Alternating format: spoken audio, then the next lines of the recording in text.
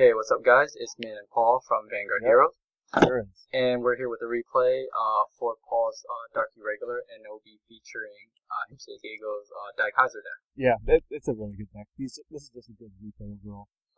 Yeah, overall, you see here that Diego is sort of grade locked, so you do have a advantage right away, but, he does have a mulligan. Yeah. And even with the mulligan, he is still grade locked at the moment.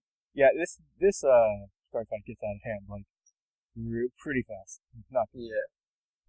So, on your side, look like you actually have a pretty good opening hand against him. Yeah, I have a very good opening hand, especially riding Dimension Creeper first turn, which is the optimal ride because you have to have Dimension Soul anyway.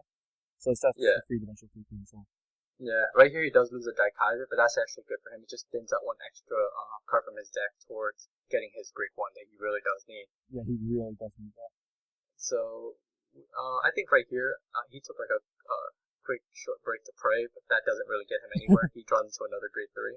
And I ride Emblem Master because I wanted to hit more, and whatever. Well, yeah, I ride him first, and so I could get off this effect. I have that to choose between Free Travel, so yeah, I get off Free Travel because in the end it'll help me more with Dimensional Creeper. So yeah. And right here, even with the draw, he still could not get into the grade 1, which is I see could be like a really big problem with running a Kaiser deck where you're trying to run more grade 3 than like the standard 7 to 9, especially if you're not running a ride chain to like help you improve your exactly. Ride. It'll deal with consistency. But if you saw there, I actually intercepted right away with a Free Travel because I didn't want that weak of a rearguard body, so I just intercepted right away. It'd be a lot of them later on. So yeah, it's better for guarding anyway. Oh, okay. And right now, so is that what you usually do? You like Free Traveler's just there to use an ability and then a quick intercept where you replace it with more powerful unit?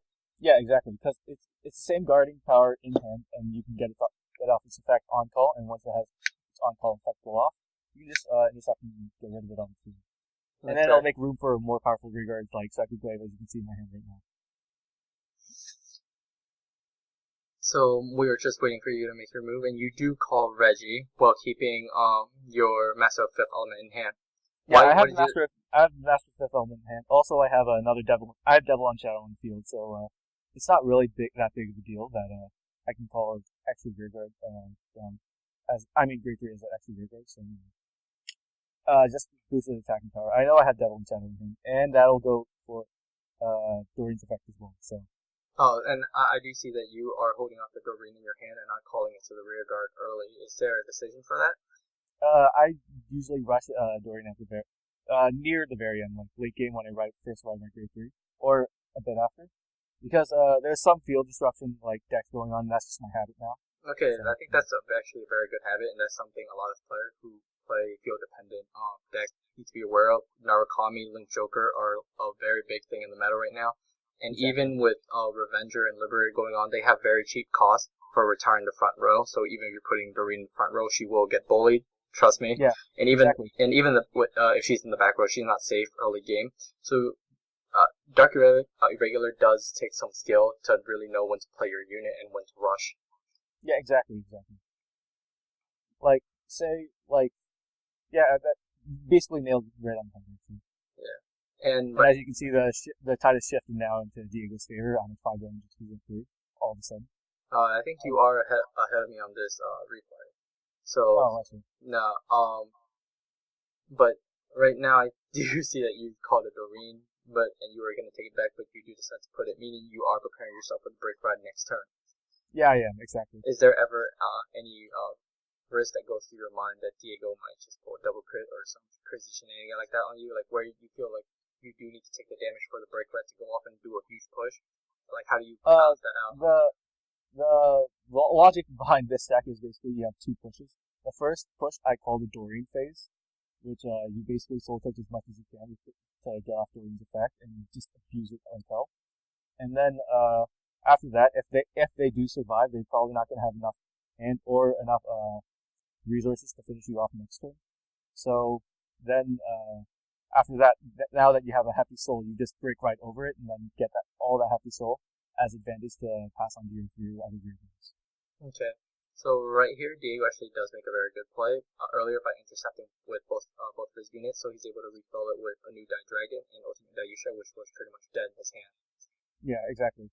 Um, last turn he could not afford to take damage because he was not on break run yet, but actually it was an optimal way to play it, because even if he took the damage and played Ultimate Dayusha instead and try to push with the crit, he wouldn't have gotten through, and just threatening with the break run is a lot more scary. But unfortunately he did not get any trigger, and right here I think you're really about to show off the power of Dark Irregular by taking these columns to limit breaking power. Yeah. Yeah, it's as you noticed that he was 30 damage early on, and I was on 5 damage later. The reason behind that is because I didn't want to give him the scary Daikaiser Break Ride. So yeah, that's the reason. Yeah. It's such a big pressure card, Daikaiser. Yeah, Daikaiser, one of the best break ride out there. Daikaiser on Daikaiser alone, she's very threatening, which is where builds that run more than 10 grade 3 really shows off their power. Exactly. And right here, where you really see Dark Irregular starts to shine with Doreen powering up Dimensional Creeper, soul blasting itself from the soul and even increasing their soul even more. And then the 2-cycle glaze and the synching. Yeah. Like, there's so many ways you can boost this. So those counterblasts, those fair counterblasts really come into play. Yeah, exactly. And right here, he is gonna just take it, and right here, this last column is not something anything can guard. It's not something. Not even a quintet can guard an 11k Vanguard against that. And with exactly. Yeah, and with that, that's just a good game. Unfortunately for Diego, he did get gridlocked early, but this match is just to show off the power of Dark Irregular. The potential of Dark Irregular. Yeah. And you see the 2 stands in my hand like started dead and they didn't really do anything that much. But if you could imagine the stand going off, like me pulling the stand trigger as my Vanguard on my trigger checks, it would be just devastating for Diego because he clearly doesn't have enough guard to guard this turn anyway. Yeah, so. And this is not to take anything away from Daikaiser player. As you see, we'll have another video later on that really shows off how pressuring Daikaiser can really be. Yeah, alone this match was pressuring. I had to keep him up. Yeah, so definitely wait for that, and thank you for watching the video, and we'll see you guys later. This is Minh and Paul. Turn it. Peace.